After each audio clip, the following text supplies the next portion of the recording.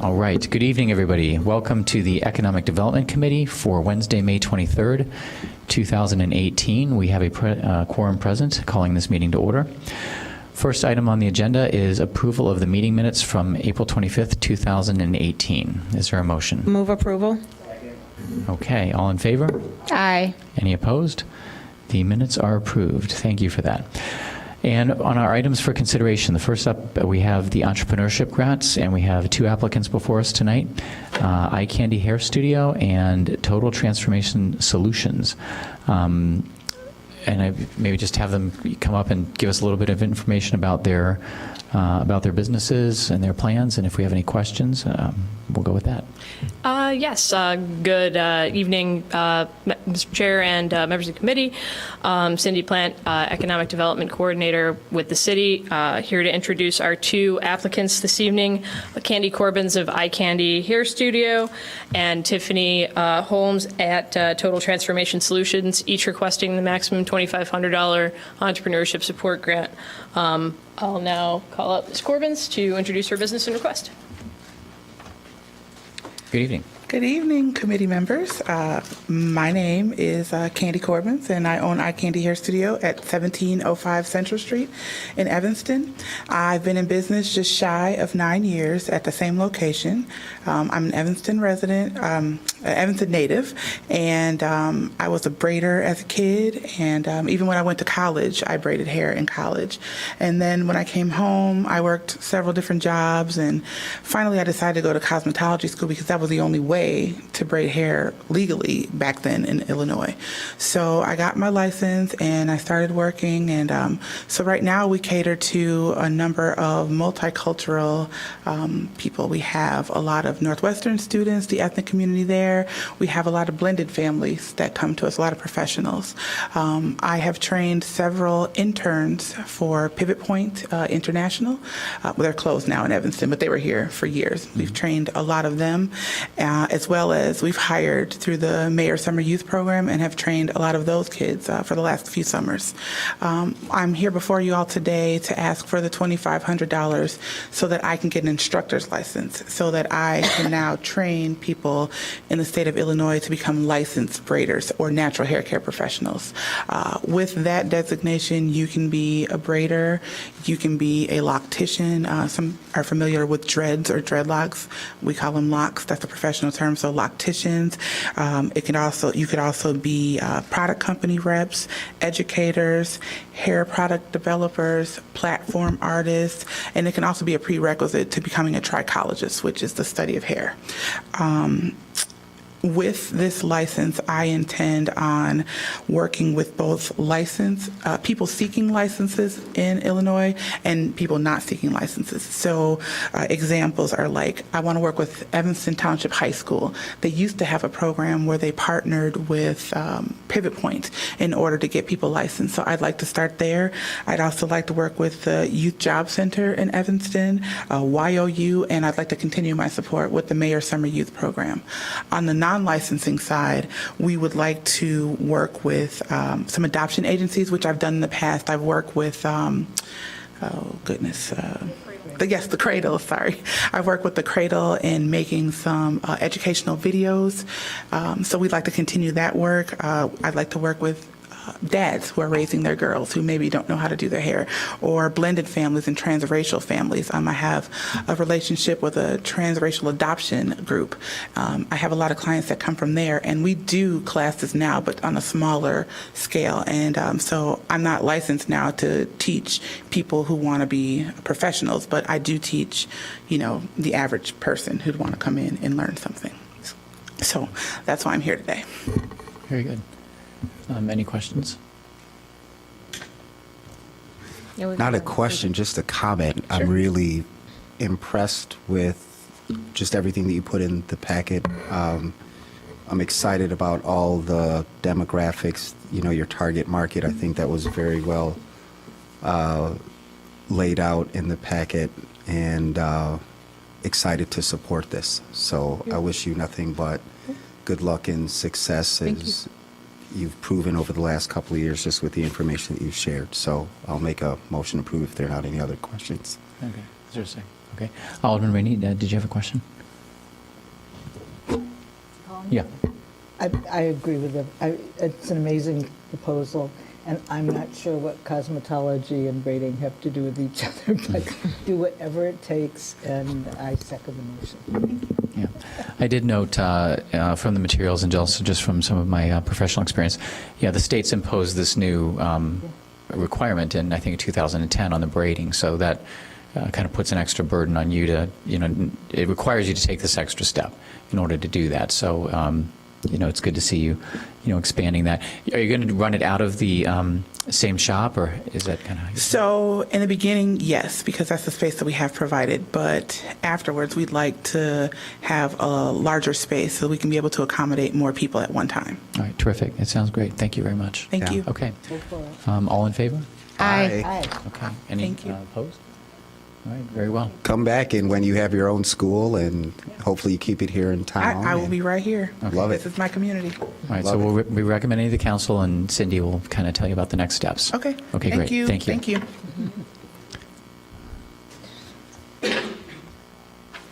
All right, good evening. How are you? Good evening. I'm well, thank you. My name is Tiffany Holmes, and I am the owner of Total Transformation Solutions. That's a recent name change. Previously, I operated my business as Total Transformation Wellness Coaching. My background is I've been in HR for human resources approximately 18 years, and serving in a variety of functions, but I found my sweet spot in the employee relations, employee development sector. And that translated into negotiating health and benefits programs and packages for the company, from the health insurance down to personal development and such. That combined with a personal journey that I took of my own to lose over 150 pounds and counting currently prompted me to start my business, because in my life, I was doing all the things that I thought I should be, right? I was going to school and getting these advanced degrees and getting promoted on the job, but my health was failing. And I would go into the doctor, and the only issue was the weight. No high blood pressure, none of those other things, but both my doctor and I knew that eventually that would pose a problem.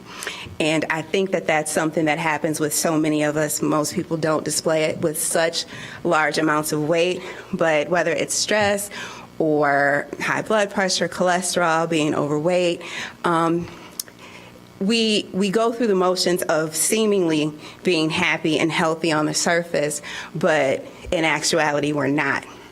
And so I started my business because there was that gap. And it's a huge gap in my own community. And so what we do at Total Transformation Solutions is we work with individuals to help them pursue all of their goals in life, as well as maintaining good health, mind, body, and spirit. And the reason for the name change was because I was reaching individuals that way, but I feel like this is something that needs to be in companies and in corporations.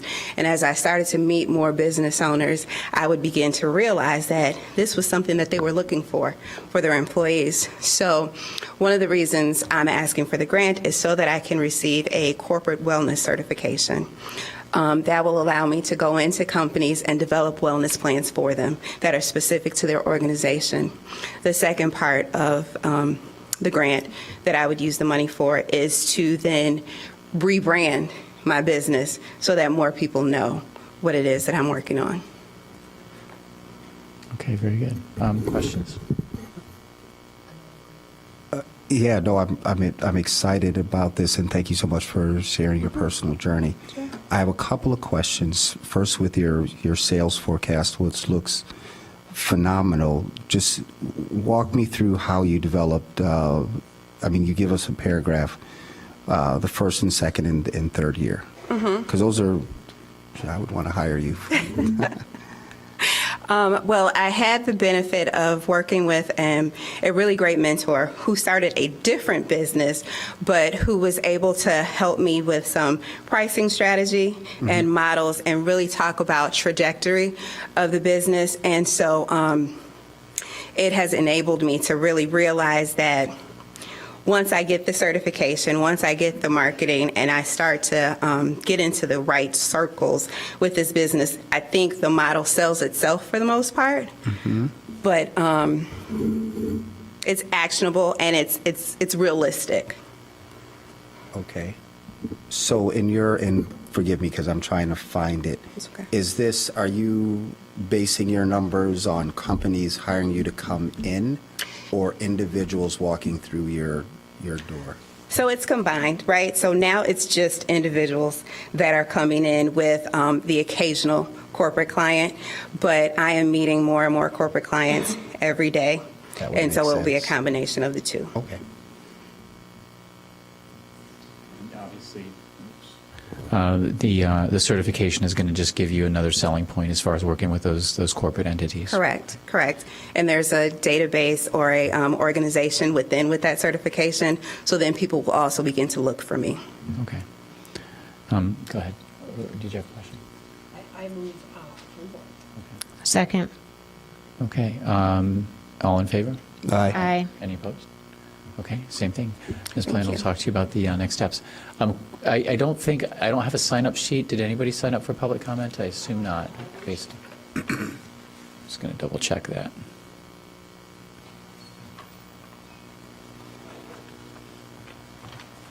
I do have one, but I don't know if you want to wait until that agenda item. Okay, so it identifies the agenda item. Thank you very much. Scientific, okay. All right, on to the storefront modernization projects. We have 3 applicants for those, and the first one is booked at 506 Main Street. Yes, Chelsea Elward is getting ready to open booked at the 506 Main Street space. Previously, it housed a shoe repair business. She is seeking storefront modernization program assistance to fund the installation of a new door and custom signage. And welcome. Hello. Would you like me to start with door or signage? Yeah, just a brief overview. So just so everybody knows, we do have all of the application materials in front of us, so you don't have to. So the read that. door, Yeah. because that's like my baby. I found this special door in Minneapolis. It's called the Wicket door. And so it's basically one door, but it has a children's door inside of it. So children can walk in the small door. And then adults, it's ADA accessible for adults and for anyone that can't fit through the small door. And it's very charming. And I had everything in my head and now I'm blank because I'm standing here. But it's an expensive door, but I think it just brings so much charm. And my store is basically to make young readers love to read. If they don't like to read, I was a teacher before my business. Parents would always ask, my child doesn't like to read, what do I do? Like go into a bookstore, talk to a bookseller, and they will guide you for the right book. There's always a book out there for a non-reader. And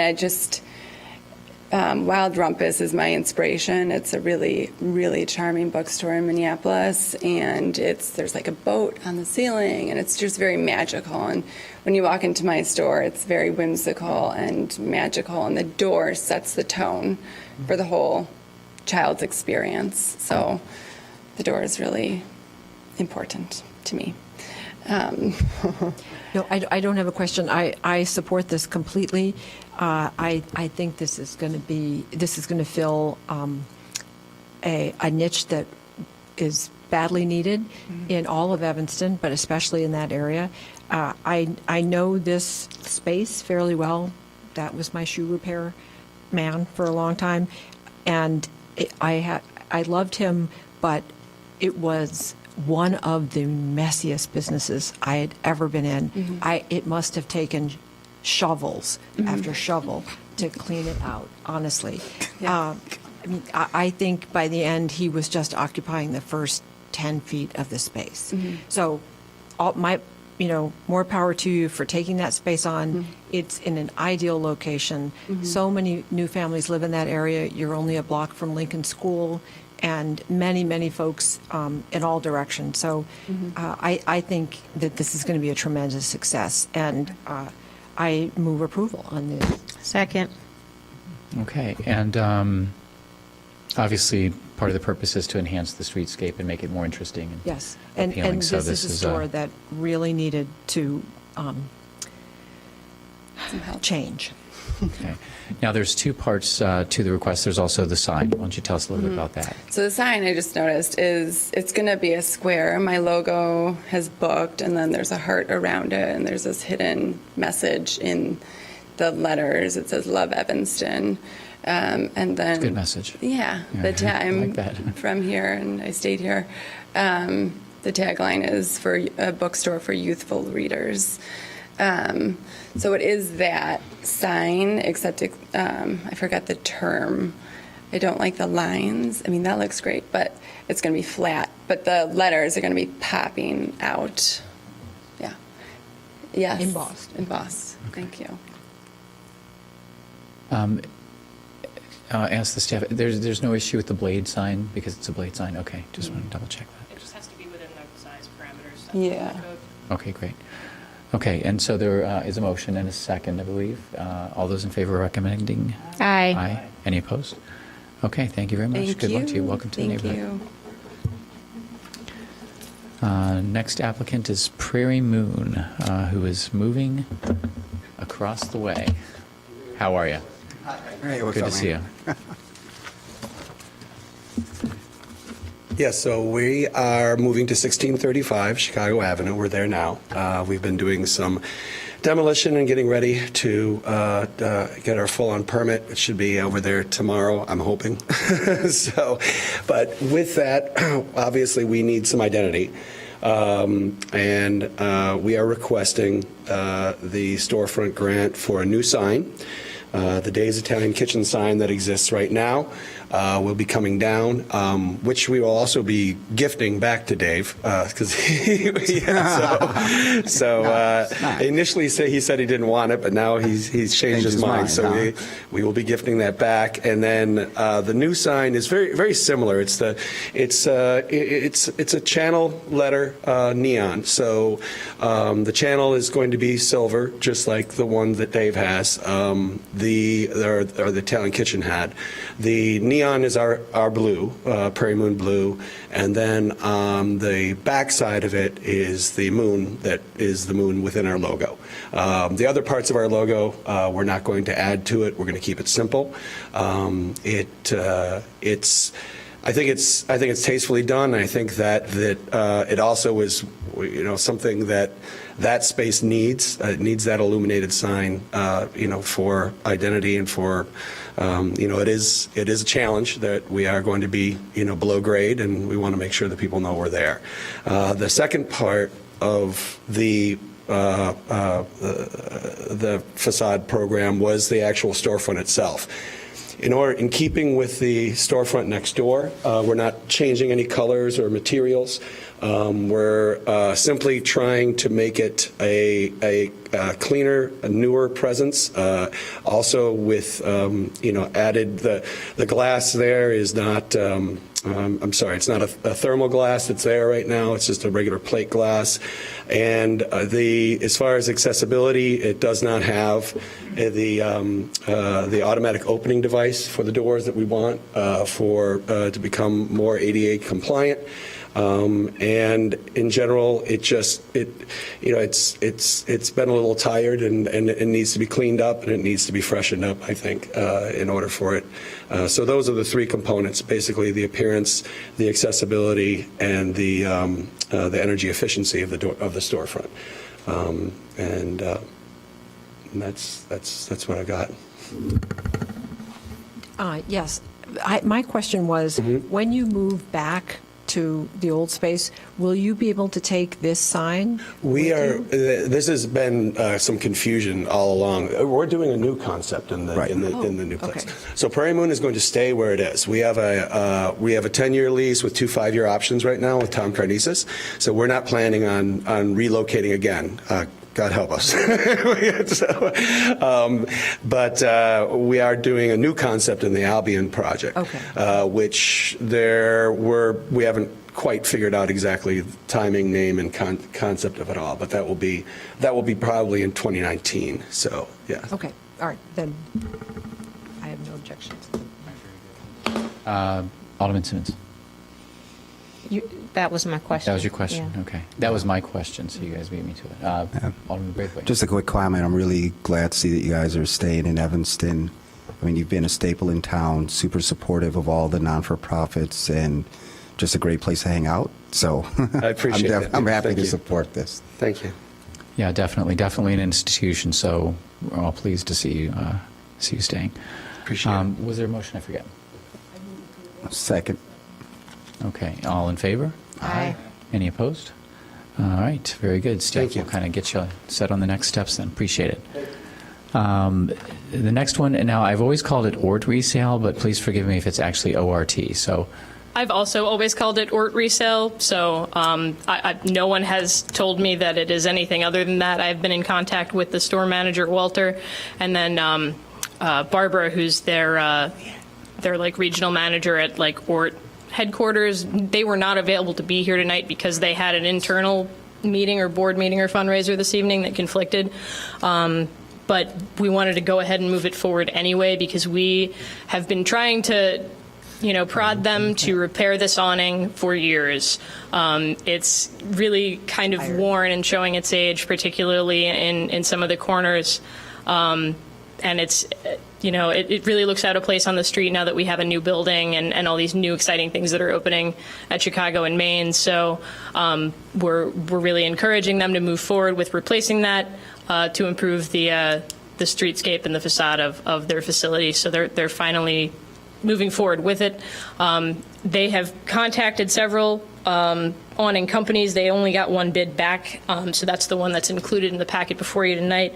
They have said that they will be providing additional estimates prior to going to council on the 11th. They are awaiting just figures back from Evanston Awning and I think one other company. So the number that's in there is based on the one that's been provided. okay. I don't know who is for. Thank you. Is there a Second. Second. Yes, and Alderman Nguyen? everything that Ms. Plant said is absolutely true. This awning needs to be replaced, and it will really change the look, and I think it will improve their business significantly. I think they have a good business, but this will really attract new business. Alderman Braithwaite. Oh, no question. Sorry. Yeah, so, and I just want to make sure you communicate to them to get us, some more specifics. Yes, that has So been if we- shared with them. I spoke with her this morning, and they are aware that they need to provide the additional estimates before this goes on to council. So Okay. the recommendation before you tonight is approval conditioned on provision of those additional estimates. Okay. Alderman Rainey, would you like to amend your motion to make the? I would like, I had one question. Okay, yeah. I'm just, are they going to just replace what they currently have? That's my understanding because it's in such poor shape. Yeah, because it's a very awkward awning. I think they're using it basically as a canvas to cover up the whole facade, and it looks. I mean, Right. they can replace it, which would be an improvement, but is there any thought to them? That's a creating a design conversation that's more that's- compatible with the streetscape. It's a conversation that we've tried to have with them on numerous occasions because what's underneath there is not very pretty and would require considerably more funding. Zach, manager. I just wanted to share, we agree wholeheartedly. We worked really hard. It's going to sound repetitive. It took literally 2 years to get them to come to the table on this. I don't know what their structure is. It took them a long time. But to get them just to do the awning was really hard. And, they're a nonprofit. They don't have the funding for it. But when they learned that we have this program, they said, great, we'll take advantage of it. I agree with you. I would have loved to have seen the whole thing come down and maybe redo the entire facade. They just don't have the budget for it. So this would be a good temporary. Do they own the building? Yes. Okay. Alderman Simmons? Can we hold it until they can come and answer these questions in terms of what their intentions are and further enhancements? I would. That's an option. Or I think last month we asked that they come to council. I don't know if that would help. Some just different, yeah.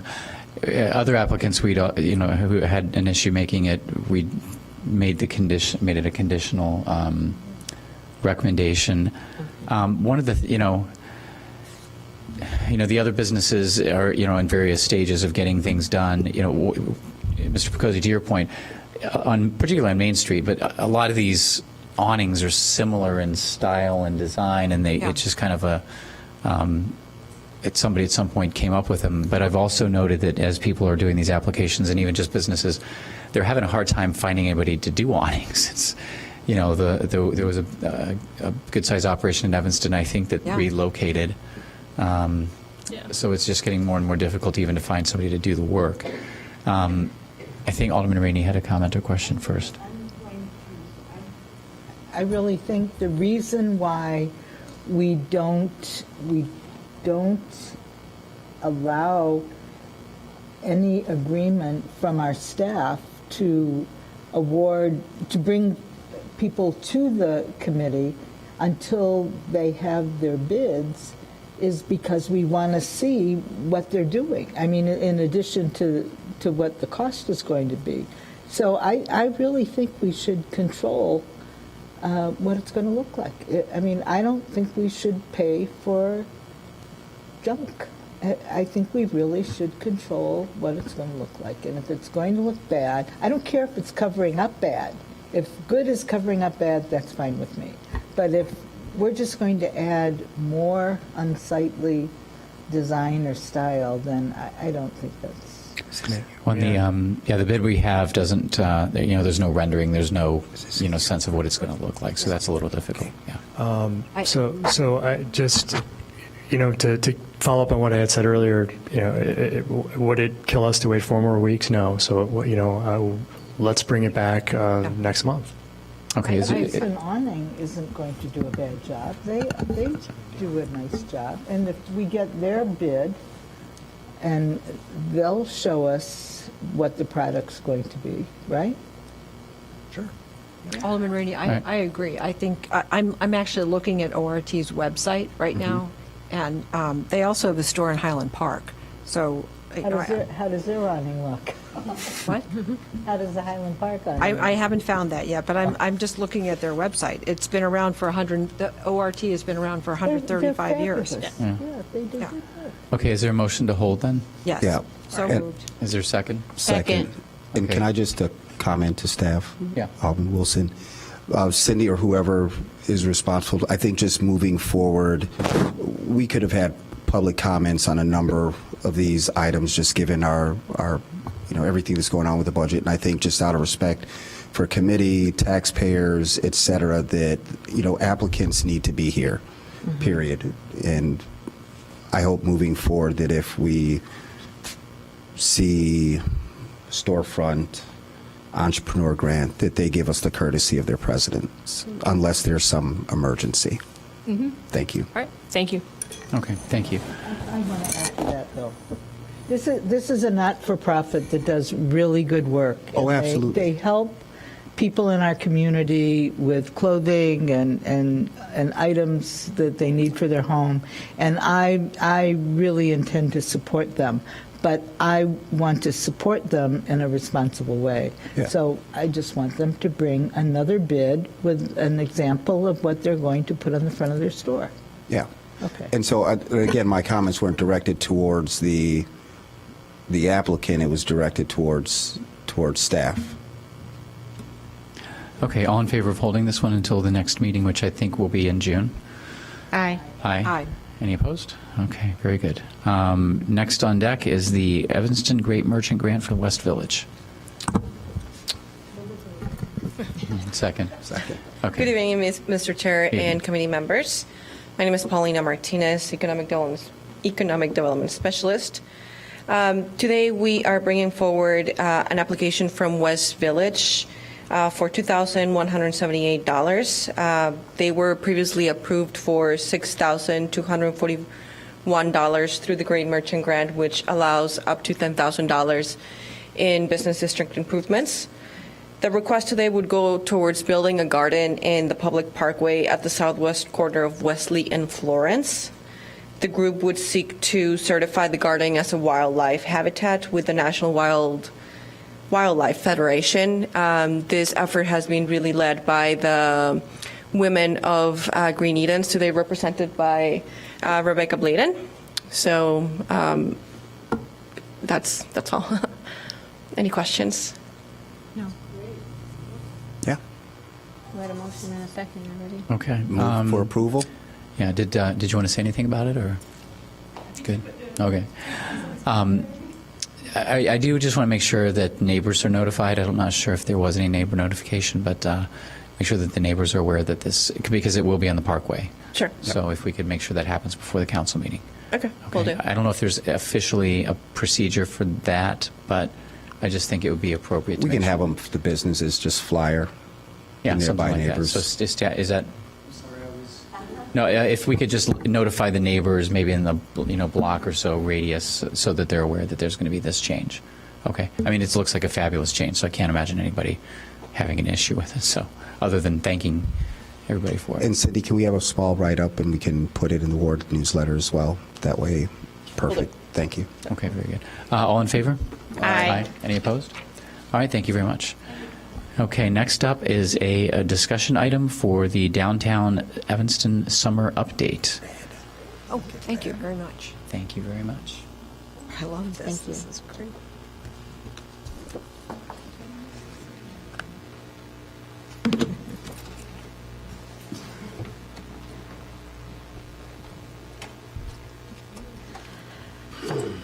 Good evening. Good evening.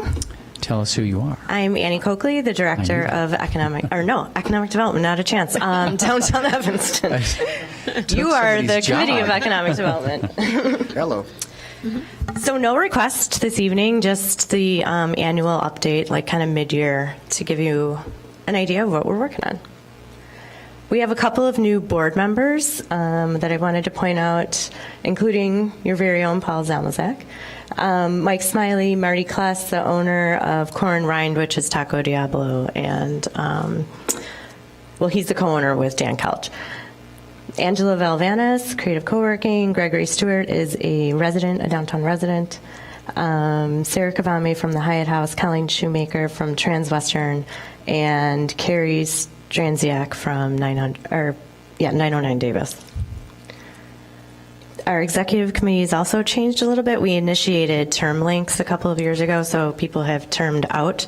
And so we have 3 new executive members, Sarah Kavami, Mike Smiley, and Marilyn Fackless Ruiz, a downtown resident. A couple of years ago, we engaged with a consultant to provide us with 4 strategic plan goals, if you will, and those are right there. I know I'm always up here with these super lengthy presentations, so I'm going to kind of zip through. Since I last presented, we've hosted a couple of events. Small Business Saturday, we did a great campaign with a passport program where any shopper that spent $75 received a We Love Evanston mug, a We Love Evanston pop socket, and a branded bag. We received 75 returned passports, and that totaled $10,050 in spending. So for 75 people to spend $10,000 was, to us, a pretty good indicator that people are really coming out on Small Business Saturday. We hope that we get more than 75 next year. The Warm Bevy Walk holiday tree lighting was at 909 Davis this year because it wasn't at the fountain. It should be done by the holidays, so we should have it at the fountain this year. We participated with the Convention Visitor Bureau's Restaurant Month with a kickoff event with Yelp, and we partnered with Lyft to provide us with coupons for $5 off rides, and we were told by Lyft that 500 people took advantage of that coupon, so that was a great thing too. And probably good for the restaurants because they're probably selling more alcohol. We Love Evanston ice carving event we did have at the fountain area, the south portion, we've been utilizing already. And then we hosted a pop-up market at Terra and Vine. We already talked about that. We also had a dance group from Northwestern dance just recently for Cinco de Mayo. And this Friday, we have the Bhangra dance group, which is basically Bollywood type style of dance at Fountain Square at noon. It's going to be pretty cool. A lot of our events are the same. Some new ones are Get Fit Fridays. So every other Friday in Fountain Square, we have free exercise classes in the mornings being provided by our health and wellness providers that are downtown. We've changed the Wine Walk name to Downtown Sip and Stroll to not be confused with Main Dumpster Miles Wine Walk. We're bringing back the popular Find Waldo, Where's Waldo month-long campaign. We are going to be the first community in the state of Illinois to participate in the Silent Book Club. Who knew it was a thing, but we did a survey, and overwhelmingly, a Fountain Square specific survey, an overwhelming out of 655 people wanted to be able to have quiet time and read out there. So now we are part of this Silent Book Club, National Book Club. Could you explain what that is? Yes. So it's very easy. You show up and read for an hour, and then you mingle with other bookies and talk about your books. There's no set book. It's just quiet, dedicated time for an hour to read in a place. And when it's winter, we're going to probably transfer it into somewhere indoors. Now, is there any way that you indicate that it's supposed to be a quiet space? Well, I think, it's already out on Facebook, and overwhelming people are showing up, or it's in July, yeah. Right. Well, yeah, I don't know. It's going to be a Sunday afternoon. There will be cars, so not necessarily silent, Right. but no one will be speaking specifically. So it's not like obviously, it's not going to be the quiet car on the train, right? It's going to Right. normal day, but the readers will be quietly reading, and then they'll all get together and do something social after they're done reading. I think Got it's a it. great idea. It's cute. Sounds It's lovely. free. And it's free to us, too. This year, the sidewalk sale, we are creating a chalk art contest. So my inspiration for this was actually adopting a storefront. So we're inviting families to adopt a storefront. We're being provided with the chalk. I have permission to do this, by the way, from Public Works and the city manager. And they will design whatever they choose in front of the store, and then it creates a walking gallery to bring people all over the entire district. And it lasts for as long as the next rain. And then there's a winner, and we're being funded that money by First Bank and Trust, and we're going to expect the family to donate it to a charity, but we're not going to strong arm them. Some fall and winter events, the annual Kits, Cats, and Kids, Big Bite Night, our popular, free-for-all food fest for the Northwestern freshmen, our Oktoberfest, which will also be the same weekend as Open House Chicago. I did get some numbers. We are number 2 this year, where we were second most visited community outside of the Gold Coast. So that's exciting. And they're telling us it was 26,000 visitors, which, if you think about it, was only on Sunday, because Saturday was raining like biblical rain. Again, we'll do the Small Business Saturday, the Warm Bevy, and the holiday tree lighting, but those are the dates. Oh, and we had a trick-or-treat event this past year, and we're going to do that again. It was very popular. This is where we're advertising, and these are some of our summer ads. A lot of our summer ads, our CTA ad will be of the fountain, so the pictures are being taken next Tuesday, completed or not. We're going to stage it because they hit the CTA rails on June 1st. So Hopefully we won't need new to us is advertising with Chicago Magazine. There's just some sample ads. Our social media numbers are great, especially our Instagram. I did, for fun, check out some other districts like ours, and we are, like Wicker Park, Bucktown has 227 followers, and we have 4,164. So that was nice, and we're well ahead of other communities on Facebook followers as well. In fact, I found out from the survey that 41% of the people that are paying attention to what we're doing are getting their news from us on social media. Wow. This is the design for our new street pole banners. The landscaping. No, I can send it to you. This one? No.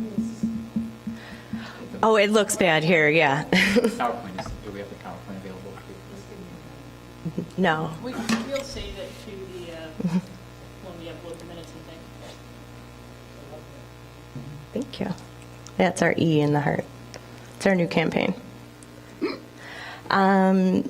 Landscaping, the additional thing here is weekly cleaning of the tables and chairs, and the flowers, of course, that are the 9 extra planter boxes in the fountain area. Some fun placemaking. We hired an artist to put an installation in a vacant storefront on Orrington.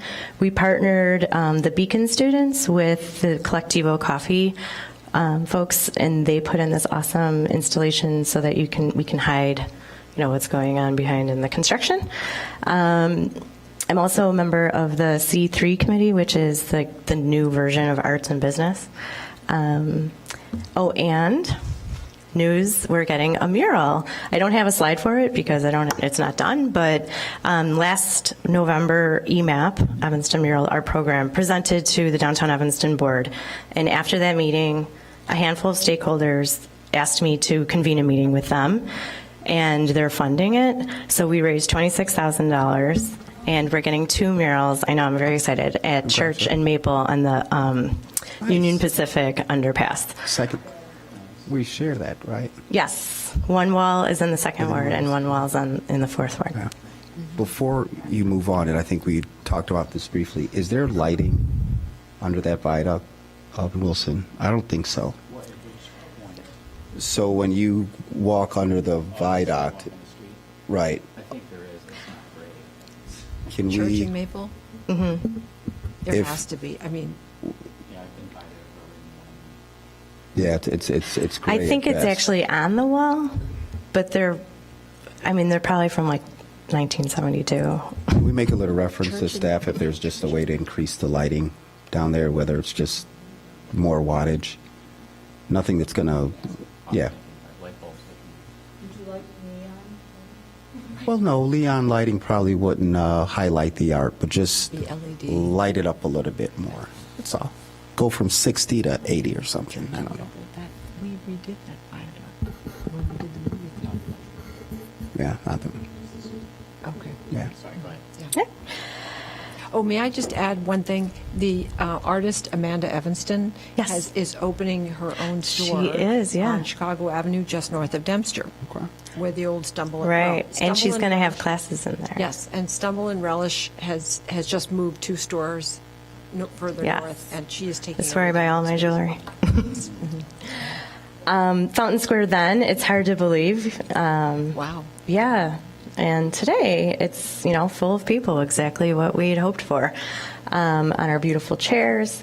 I don't have to tell you that we're basically planning a party that we don't have a date for. So I really think it's coming soon. The memorial wall goes up next week. The fountain company was out to test the whatever mechanics below. So it is coming along. I do know that this weekend is Memorial Weekend, and we thought perhaps that would take place, but it's going to be at Patriots Park. So, but it's close. I feel good about it.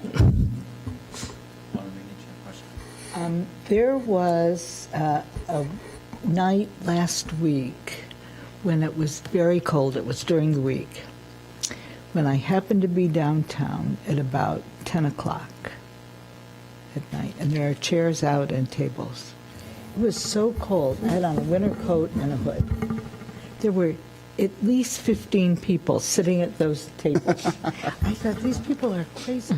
But if there were 15 people, and it was so windy and a little bit of mist, I was thinking, what is it going to be like when it maybe is 65 out? It's packed, and at lunch it's really packed. I was out there today, But this and I was at couldn't 10 find a o'clock at seat. night No, I in the know. freezing winter. People are very, very excited about it. They are, yeah. It's great. It's great. Some other programs that we've been working on, retail retention and attraction. So last night, I was on our second tour of Instagram influencers that we hire to come and eat and take pictures. We had 5 restaurants on the tour last night, and then we have our second tour on June 12th. Together, their followers are over 160,000 followers. So for $500 to get that kind of impression is pretty amazing, especially when so many people are finding restaurants on Instagram. As always, we attend our International Council of Shopping Center events where we get to do a lot of networking. I did go on a walking tour of the Armitage-Halstead corridor, and I'm now working with ICSC to have a walking tour with brokers in downtown Evanston. There were 65 people on the tour, and it was very successful. So I've reached out to my counterparts in Lincoln Park, and they are overwhelmed with the response from the broker community. So we will be doing that as well, and I'm working with Paul on that. We also are trying to teach our businesses how to better use Instagram. So we had a workshop in November, and we have another one in June. And our friend Amy Meadows, the Windows Matters consultant, has offered a 6 business one-on-one, 1-hour consultation. And we threw it out there, and we had 12 businesses apply, so now we have to host a lottery, but now we know that there's a lot of interest that people want this kind of additional help, so we're pretty happy about that. We have a great relationship with Professor Candy Lee at Northwestern's Medill. She assigns groups of her master's students 10 businesses for downtown that give them an audit of how to better reach new markets, and they each get a video, and they're all pretty great. There's actually one on our Facebook, but I think I'm supposed to be getting all 10 of them. There's always a couple of closures. We'll go through that real quick, but we had a lot of openings. And some of them are repeats. So, Creperie closed, but it's Jilly's, and Life Kitchen closed, but now it's Kinship. So, it's a lot of restaurants, but we also have a brand new business that I'm super excited about, which is the One River Art Studio, and they're taking the corner space at Davis and Oak. It's a New York-based company, and they are going to be providing all ages different mediums of art classes. So digital media, regular paint, everything but ceramics is how they described it. Where are they? The northeast or southeast corner? They're in the George Radius vacant building, so it's the northeast. Okay. Yes. Thank you. Good. So that building is completely filled. Nice. Right, that's great. Congratulations. Oh, this was that page. Coming soon. And then Spinga is opening across the street in the vacant building next to Taco Diablo. It is strength, spin, and yoga. So you do all 3 of those in a 1-hour class. Collectivo, Kilwins, which is really exciting, Falconetti's, Industrious. If you haven't been to the Industrious space, it's absolutely gorgeous at 909. It's a co-working space, and they have fabulous views. And to wrap it up, we did send out 2 surveys. So one was about the perception of downtown Evanston, the organization, and the district. So some of the highlights are that we know that a lot of people that don't live downtown are coming downtown to eat and go to the movie theater.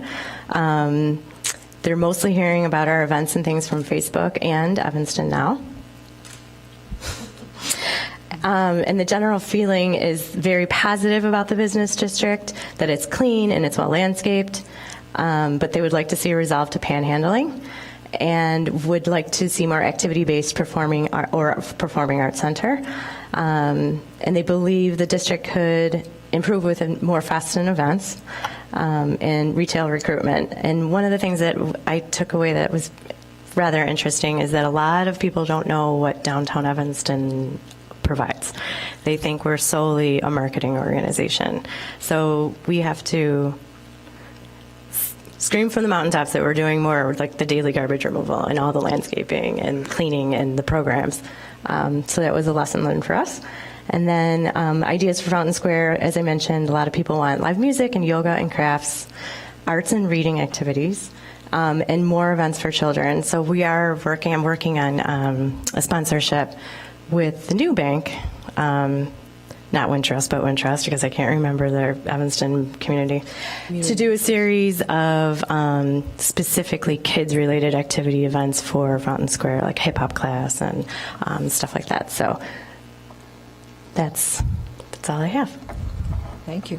Thank you very much. That's a lot of stuff, right? That's, I know that we provide funding, but we're getting a lot for the money that we're putting into it, I think. Thank you. Alderman Simmons. Yes, I also want to thank you on behalf of families in the Fifth Ward for what you did to support more young people to come downtown during the Christmas season.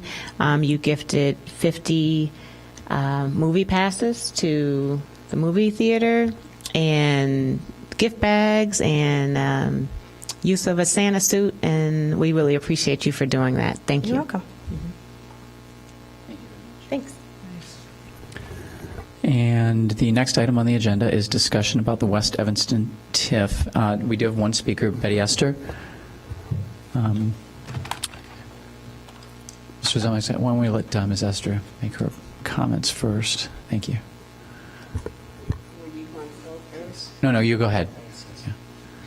It would be nice to go after and see what you are proposing. Oh, that's and if you'd everything. rather, that's fine. Yeah. So, but still, we still would have other time after that to talk. One of the things that you're talking about and fin to do need to be brought out to the community and have community meetings about the West Side TIF. I've heard people mention, I heard someone told me, well, you know, the TIF goes all the way over to Green Bay. The TIF does not go over to Green Bay. Let's come out and define where that TIF is. It is the railroad, the Mayflower, and that they extended it down to Greenleaf, and then they extended it to Simpson. After we was told by the council that it would not be extended and stuff. So, with that be said, what you're proposing, what you have written, that need to be passed out to the community so the community could read it and see how, if anything, will this incorporate or will this even touch on the things that the community did when they developed their neighborhood plan, which was the Church, Dodge, Canal, and it did go to Green Bay. That was a neighborhood plan. That was a plan that took 2 years. The neighbors sit in the gym at Family Focus and put that together. What came afterwards was the TIF and a zoning change that laid out as to how the land would be used and what type of buildings and things would be placed on the land. The West Side Master Plan is not a neighborhood plan. Please stop calling it a neighborhood plan. We did not want it. The community said turn it down. We paid $5,000 that we had consultants to come in and say, do you want houses like this? Do you want houses like this? Set it up and everything. And people said, no, we didn't want this. And so they speed ahead and seeing how and what the buildings and things should be. And what happened, the neighbors, the residents that live there, the business that are in that area got together and said, that is not what we want. You want to put a street through there? There is no street through there. That plan came in 2009 and still no street because those businesses are thriving business there. And there was a decision made in a agreement with those business that they would not be moved, would not be forced out. They would move on their own. So if you're going to be talking about the West Side Master Plan or the West Side TIF, you need to come and talk to the people in the community. I know Alderman Simmons says, well, you don't do anything and y'all haven't did a lot in the Fifth Ward. there's things that has happened in the Fifth Ward and everything, but one of the biggest things that has happened to the Fifth Ward, nobody want to listen to us. When we tell you something and show what we're doing, so what need to be done is you need to find the neighborhood plan that the community put together, that they worked hard on, put it together, got it, the plan, and there was a consulting firm from California looked at our plan and said it was a great plan. The neighborhood had came together and put this together, but it was not implemented. We did not get anything. We gave you petition that we walked and say, no, we did not want this zoning change. So first, is there going to be a zoning change that is going to take place within the TIF to redesign what you're using the land for? If you're going to be talking about changing the boundary, because the boundary of the TIF was, when it first came about and was talked about, that it should take up from Canal on the west over to Green Bay, from Church down to Canal on the north. And then people said, no, we're not going to do that, because if we do that, people be afraid that the city can take their homes and stuff. So people said this. This is what the Lord said. This is what this happened. We had a group, a capital neighborhood group that came out to work with the neighbors to help them to help revitalize and help them to get programs in to work with fixing up their homes and everything. That didn't happen. We went, what the city took was the TIF. Nothing happened. So if you're going to be moving that TIF, then the neighbors over there in the Fifth Ward need that money, deserve that money, and should get that money to fix up their homes, not to be forced to sell it, to put up something that you just change a neighborhood altogether. That's not what we're looking for. That's not what we are asking. So before you can discuss this, fine. But you need to come to the neighborhood, back to Family Focus and to Fleetwood, the places where this item was discussed and put in place. Okay. Do not do that, then you just do what you want and tell them to get up and leave. All right, thank you very much. Thank you. All right, I think Mr. Zelmazek has a presentation. Can we go ahead and do Well, I have my light on. Could you call on me? that? Okay, Alderman Rainey. We just heard Miss Esther speak. She said things like, before you take our homes and put up something new. That is just utter nonsense. Anybody in the community listening to that kind of nonsense speaking is going to be frightened and terrified. No community in the city, nobody in the city of Evanston, no tax increment financing district, no municipal official is going to take anybody's home and build anything. That, Miss Esther, you are smarter than that, and that is the worst thing you can say. And you know what? Your credibility just plunges when you say something like that. Don't make a fool of yourself in front of the general public. All right, and Alderman Rainey, I think Mr. Zelmazek is going to cover most of this stuff in the presentation. I don't think it takes. Okay. That was just nonsense, and you have an obligation to interrupt and correct that kind of talk. Well, Alderman Rainey, I don't necessarily think that's the case. The policy and stuff, I'm sure that falls over to the committees. If you're sitting up there on the committee like the council, then you're not supposed to speak.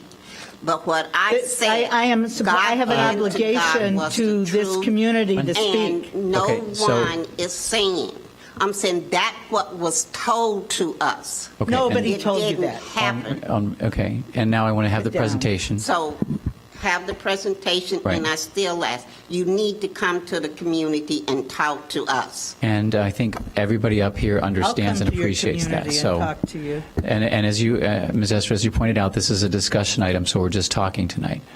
Alderman Braithwaite, are you? I was just going to ask Paul to, for those that are watching with, all that she shared, to frame this conversation for those that are watching. Thank you. And you'll Thank cover you, the Ms. Wade. boundaries and such as well. Yeah. Right. Okay, thank you. Thank you, Mr. Chair. I am Paul Zalmazak, the Economic Development Manager. I actually didn't have a formal presentation. What I was going to do is give just a brief summary and then really open it up for discussion, because I think we've been waiting for this conversation for a long time. Well, one of the reasons we brought this before you tonight is because we took a look at just generally. We haven't really looked at the numbers really closely, but you can just look at it generally, and I'll get to the map in a second. Back in 2005, when this plan was created, there was something in the range of $25 million of investment planned in that TIF district. And I think I've highlighted in your packet that to date we've invested $2 million. And the reason for that is because the economy tanked and there is no increment in that TIF.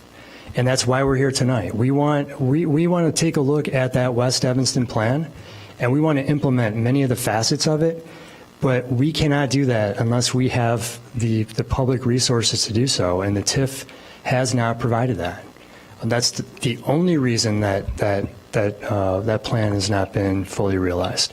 And that's why we hope with the conversation, that's why we had even though it was a discussion, we did have a recommendation that the committee consider taking a look at this TIF district and what we call terminate or DTIF, RETIF. That's one of the options that we recommended. There's a couple of others as well, including maybe amending the TIF to extend for another 12 years.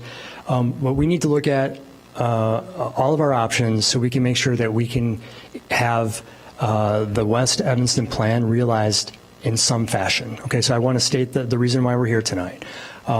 And with 20/20 hindsight, we can look at the TIF boundary, and I've got the maps up on the screen. It does, in fact, on the north, it does touch Green Bay, and on the south, it goes into basically along the Mayfair line, the vacated rail right-of-way through the west end near the high school. It did not include the Evanston Plaza shopping center. At the time, I believe it was probably fully occupied. One of the good things about this TIF, and there aren't a lot of good things, but one of the good things is there is virtually no residential. That's correct. In this TIF. So That's- it would be very hard to take anybody's house and knock it down. And you don't want residential in TIFs generally, because then you've got to pay the schools. So just to make that clear. Sure. That's a good observation, Alderman Rainey. It's what I'm saying is there are very few. Sure, that's a good observation. There are very few, and in fact, there are in a number of cases they were purposely they're donut holes where the residential was excluded. Correct. So to speak. Right. In my close to 7 years' experience with the city, I don't think we've ever done any acquisition in that fashion. That's never been part of our strategy. So as I was saying, the TIF district then terminates kind of on the south, just along Greenleaf. In hindsight, this TIF probably could have included a number of additional parcels to kind of generate an economic engine to the north. Let me see if I can switch to this other map quickly. Okay, while you're doing that, Alderman Simmons, did you have a question? I'll wait till he's done. Oh, okay.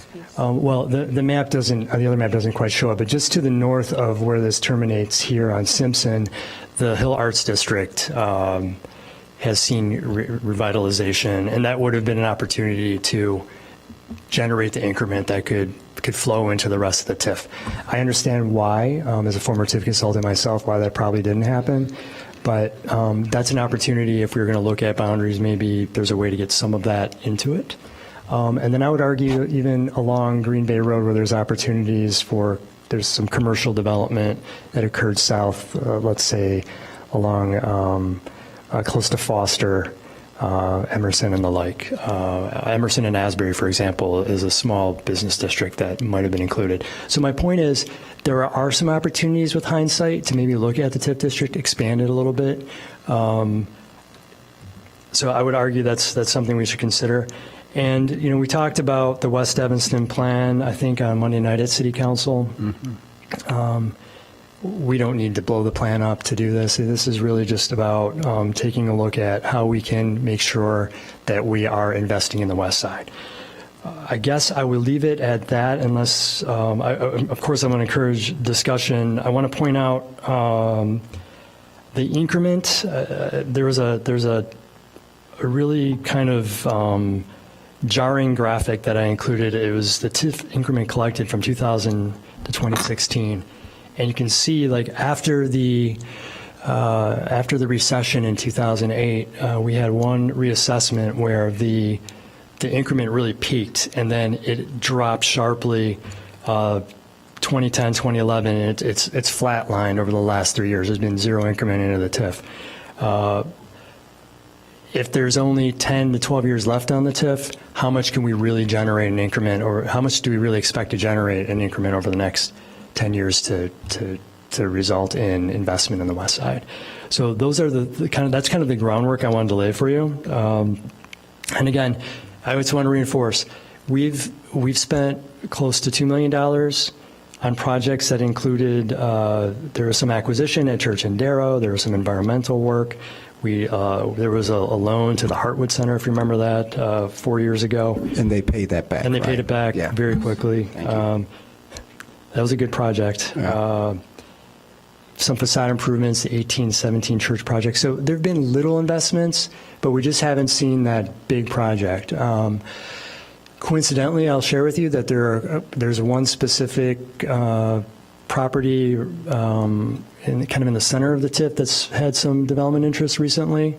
But again, we can't invest in that to see the infrastructure that was foreseen in the plan, the streets, the sewers, the street lighting, those types of things, because there's no money to invest in it, and the developer is not going to invest in that. It makes the project infeasible. So with that said, $2 million invested. We had a plan to invest $25 million. I'm painting a dark picture, but we need to have the conversation. So I'd like to open it up for discussion and questions. Thank you. Alderman Sims. Thank you. So in understanding TIF and getting to the bottom of why so little increment, why so little activity, is when I was able to see the outline and to see that the opportunities for increment aren't outlined, and then the opportunities to support projects aren't in there. So like family focus isn't in there, and like key projects that it's hard to understand why they weren't considered when the TIF was outlined. But pardon? It's not a tax generated. It's on the. It's not. It doesn't generate taxes. But it would be able to be supported by increment. No. It would be a check. I mean, Right. Go ahead. Make your points. Was that a question? Yeah. Could you? Right. So right. If the it's not in the TIF, it's covered by this white area, but the family focus, it's just outside the TIF. So if it were in the TIF boundary, you could use TIF increment to support a project there. Right. So that's my point. Yeah. And you mentioned other projects that, had they been in there, maybe it would have generated some increment. So understanding more about de-TIFing and re-TIFing, if that makes sense, but still having some concern about how that will prolong the timeline to get some of this activity, because I would imagine that there is an administrative process, and I don't know exactly what that looks like in terms of when that new TIF happens and when the new increment can happen. So really, it seems as though the West Side plan is one that was attractive to the community and one that looks like it makes sense. So what's the best and most efficient way to get working towards that. And so I know that there's a current development being discussed, and again, understanding the form-based code and like what are the barriers? Is it the outlines of the TIF? Is it the form-based code? Is it lack of interest, or is it lack of us prioritizing outreach to attract the developers? The way I would answer that is the market's pretty powerful, and it looks like Johanna might want to speak to the form-based code in a moment, but staff has worked to try to attract development to the west side. We've had some success, and we've had some interest at Church and Dodge, for example. So the market is starting to wake up a little bit. The form-based code adds a little bit of a layer. I think the City Council has the authority, and I'll ask Johanna to come up in a second, to consider projects as they come forward and to provide variances and the like. And that particular project, if that were to come forward, would need some assistance. But the idea that there is an interest in the west side is not true. There is. We've had, I worked with Alderman Braithwaite maybe 2 or 3 years ago, Church Street, a project next to Church Street Village, where a developer wanted to do a project in an existing warehouse, and then he was going to redevelop the existing warehouse for kind of an enclosed townhouse development. And the form-based code said you have to install a street, you have to install sewers, you have to reconnect new Florence. The developer walked away, couldn't do it. And there's just no public money to invest in that project. And I think truth should be told, part of that investment, and that was looking at the National Towels building. In order for it to be feasible, you have to have someone willing to sell. So we talked about that from... Right, the national awards. Right. So we had a developer who was interested in creating residential units. So it was a little bit more than just the creation of streets, because obviously you can't create a street into a dead end.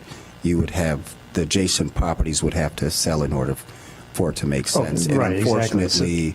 Just remembering the details, that you have to be able to have fire trucks and garbage trucks, et cetera. So it's a little bit more complicated than what you just... Sure, and to pick up on what Alderman Braithwaite's talking about, the plan actually showed the street cutting through the Cahill property, the Cahill Plumbing. The developer didn't have the contract on Cahill, so you can't build half a street. Right? So there are some complications that the plan provides, but there are ways to implement the spirit of the plan. And I think that's something that I think Johanna started to introduce at City Council, or excuse me, Director Leonard started to introduce on Monday evening. But you had asked another question, what's the most efficient way to address this?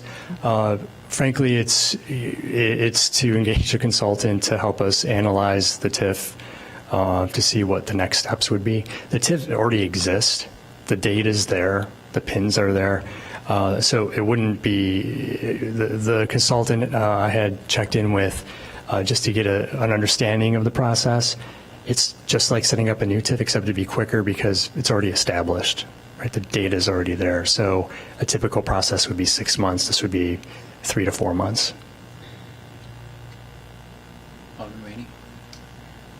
Well, I've got a comment and a question.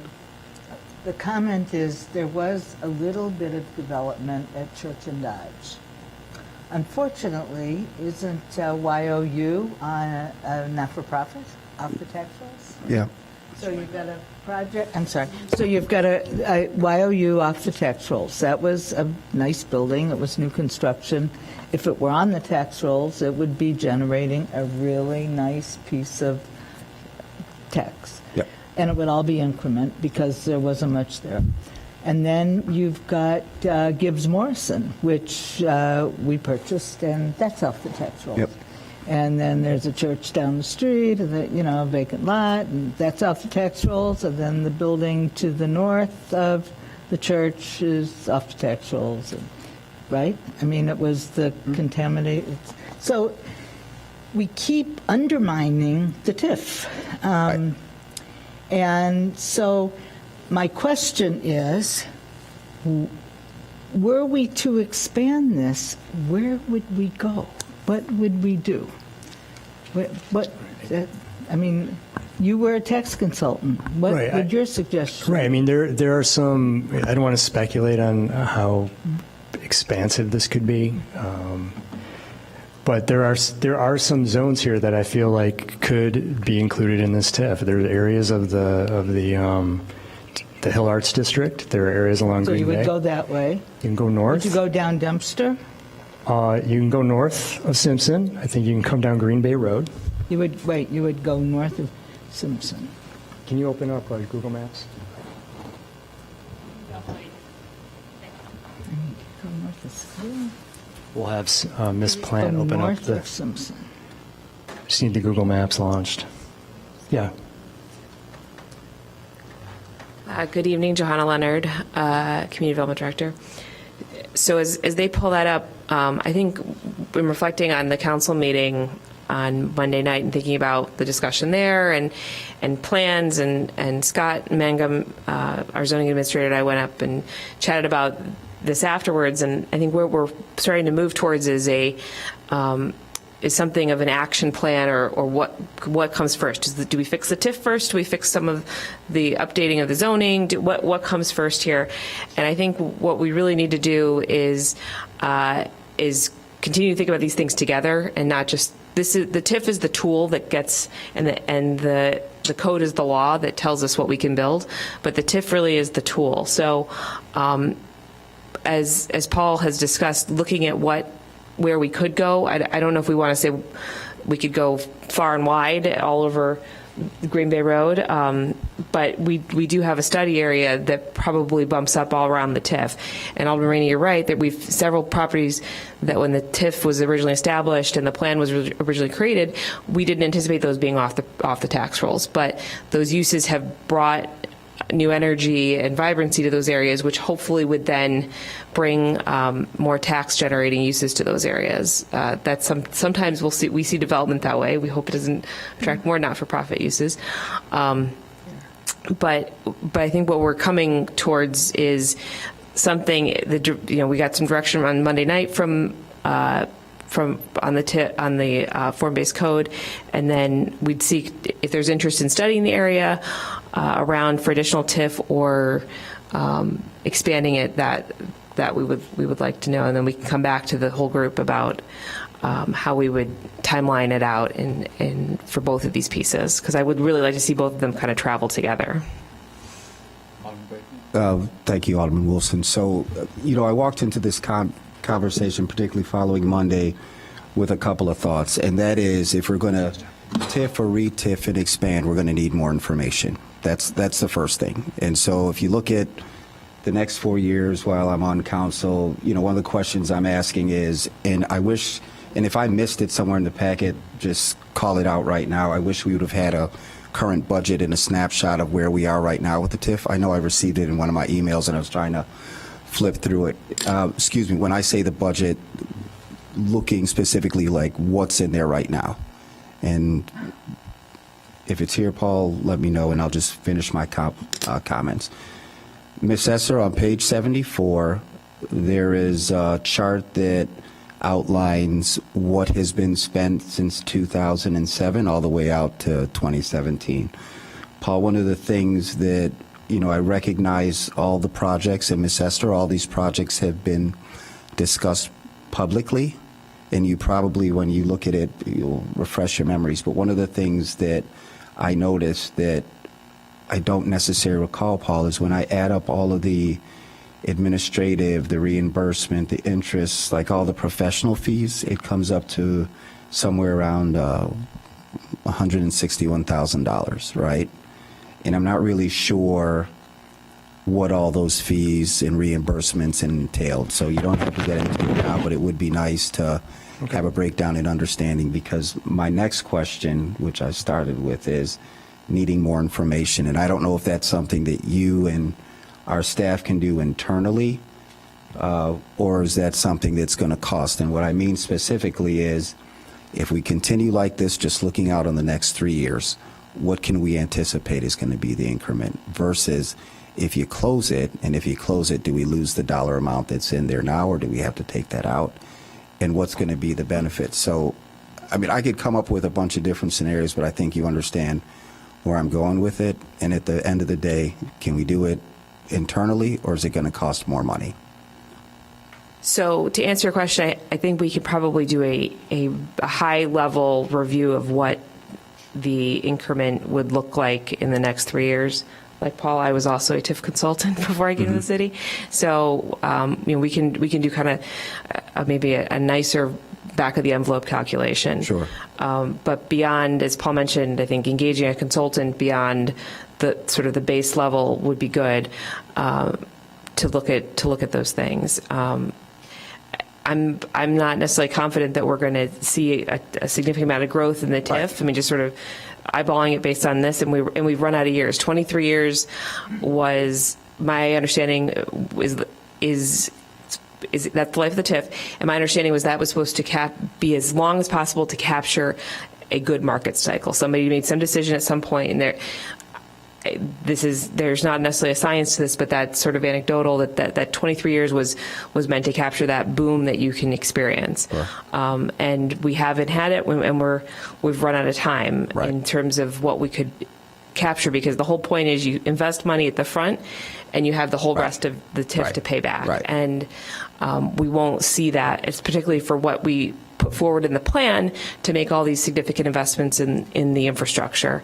So I think it's really important to keep that infrastructure investment and some of the catalytic projects that we haven't seen happen that would drive that increment.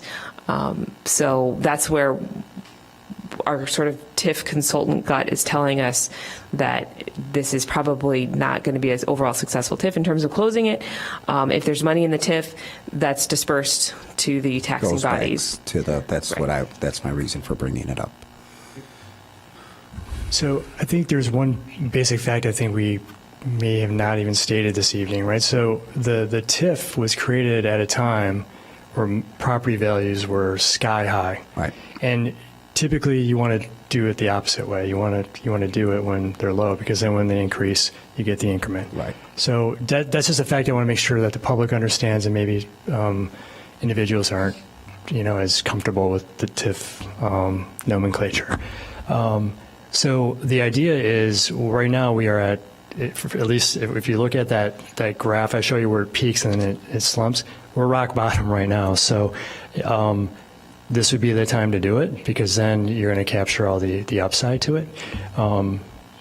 Even if we do go into a recession over the next few years, which is highly likely, we still have, as we come out of it, you still have an increment that would improve in a few years. So that's why we're thinking of it in terms of why do it now. That's why. We could have done it 2 years ago. It's the same. Right. Answer your other question, Alderman Braithwaite. We estimate that there's a balance of $390,000 in the TIF. Okay. Yeah. So if we were to close, we would have to send that there would be, Ms. Esther, if whatever action we take, there would be a number of public meetings and that involve, pulling together the whole TIF committee again, and then those dollars would be redistributed back out to the taxpayer. No, there's plenty of opportunity to spend it. Right. Oh, yeah. And I would recommend potentially, if we're going to utilize a consultant to consider the future of this TIF, that could be one of the expenditures out of the TIF. Right. That professional fees are an eligible expense. Right. The point being that there are a number of things, and I just want to know if you were to estimate what it would cost if we did have to utilize some outside consultant to tell us what the future anticipated value would be. Sure. What would you guesstimate that dollar amount to be? Well, the future anticipated value of the. So if we were to close it, the cost of a consultant. If you look at how much it costs to do this TIF district, it was in the range of $40,000. Okay. Okay, that was back in 2008, Kane McKenna, $35,000. Right. There was $17,000 worth of marketing sites. I'm not sure what that was, but yeah. And then there's professional services in 2010. So somewhere in the range of $60,000. But remember, all the work's done, right? So it would cost something less than that, I would have to imagine. I think before we do anything, our staff should, and the aldermen involved, should take a look at the area and determine what is the potential development. Like where targets, are yeah. those locations where there is potential for some real development, for-profit development with increment potential? So part of the issue I is... mean, I've heard there's something in the works someplace, and I don't even care what it is, but it's good to know that there's something. But there's got to be more than one thing, and there must be spaces in this area that could really be ripe for development. And if that's the case, we need to seize those spots and go after them. And maybe with some of that money, if they're available for purchase, we buy them and market them, or help whoever owns them market them. And, let's show some leadership here and get our hands on them and make things happen there. Alderman Rainey, I don't know that there is anything. Well, no, I want to share something just to reinforce something you just said. There on the market right now. Yeah. I'll be very quick, I promise. There is. All right, I'm zooming in on the map here at Greenwood and Dodge. Okay, this is the gateway to Evanston Township High School, right from the south as you travel north. But most of this is for sale on the marketplace right now, right? So this is listed for approximately $1.9 million. Yeah. Right? It goes from here's Lake Street in Dodge. This is a Continental Construction all the way down here to this business. And then there's a little parcel here that's listed for $400,000. So $2.2 million takes out a big chunk of the West Evanston plan. This is a roofing company. This is Smitty's. These are not included in what's for sale right now. But I'm just reinforcing an example. But what that map doesn't show, just as a point of information, that there's also power lines that run above it. Correct. So, and that detracts from the value, but, is there a way to imagine if there was a very healthy TIF, could you invest some money in, this is maybe a little bit of an absurdity, but could you bury power lines? I know those are massive structures, but, we're not, yeah, I understand. But even with the power lines, you could have development back into it. Just as a point of information, right? If there's a healthy TIF, there could be an opportunity where we could help, but we can't.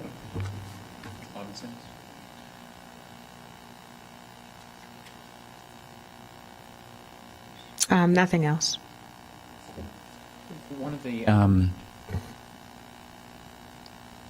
I guess it's just more of an observation. So it seems like there are market opportunities right now, but I think that looking at the other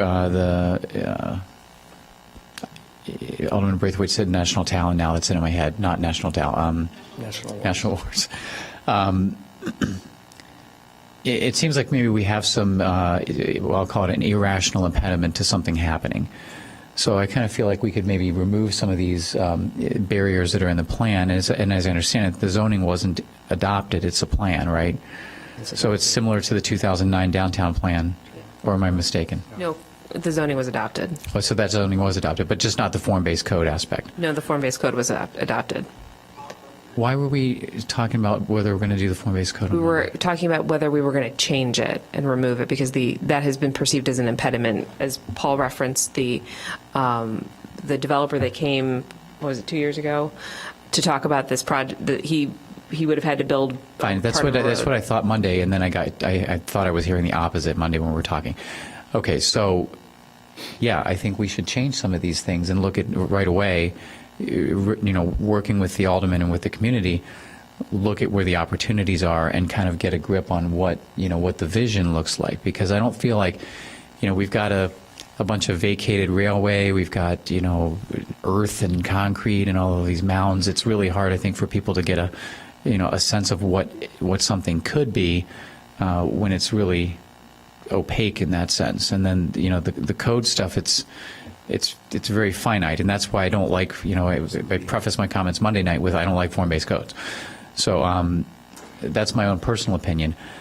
But I think as sort of a threshold matter, if we can kind of look at where these opportunities are imminently, Greenwood or Greenleaf? Greenwood.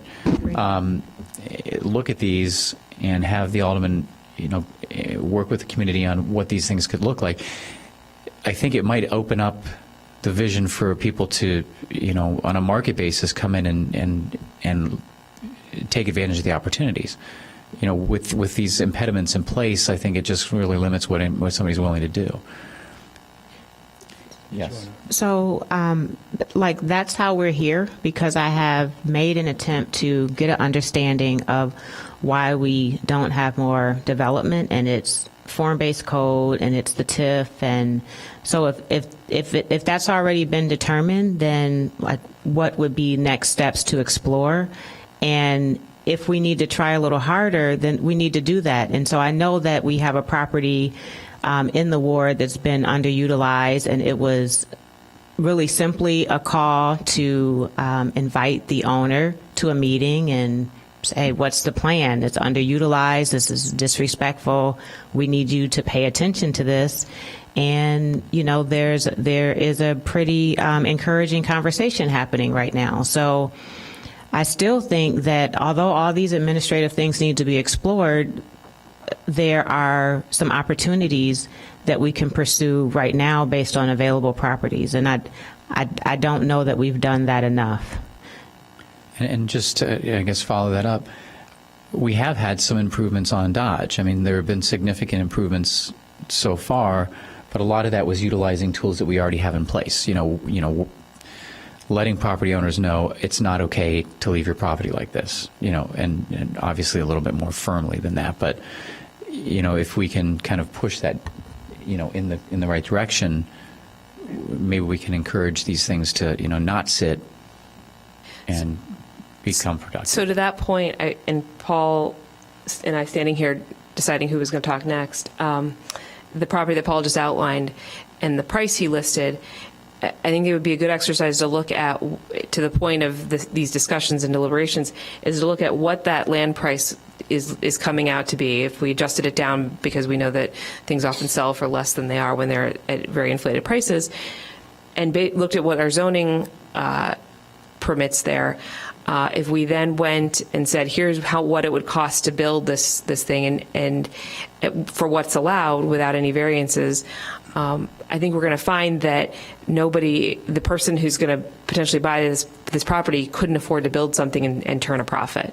So that might be, using that example, could be used as an educational resource to other property owners that want to divest themselves of the property, so they can perhaps get a better assessment of what their property really is worth, because we've been using, I think many people know that this code exists, but they don't understand form-based code. They're not clear, and they see it as an impediment, so they think they have to, they're either not going to be able to sell their property, or they can get around it somehow, which is where we get the inflated prices. So I think if we could use some of these examples and tie it to our zoning code, I'm trying to link the form-based code discussion from Monday night and this discussion, bring them together. We can help educate those property owners who aren't aware of what the value of their land is, or that you may not be able to bury power lines, or things like that people think are possible but may not be possible. Alderman Nguyen? Yeah. I think Johanna just took the words out of my mouth, because actually I have had a meeting in the last 2 weeks about a parcel in my ward with someone who has come in and who's interested in buying it, but the price is much too high. And so the city staff and I gave him information to take back to the owner to explain that here's what you could actually build here, here's what the zoning is, and also with an invitation to come in and talk to city staff, because the price has been the same for about 10 years and no one's biting at it, and I think the owner just simply either is stubborn or doesn't have correct information about how overpriced his parcel is. And so I think doing some research on some of these parcels and going to the owners saying, if you priced it this way, here's that you could actually sell it. It wouldn't sit. You could actually sell it and something could be done with this.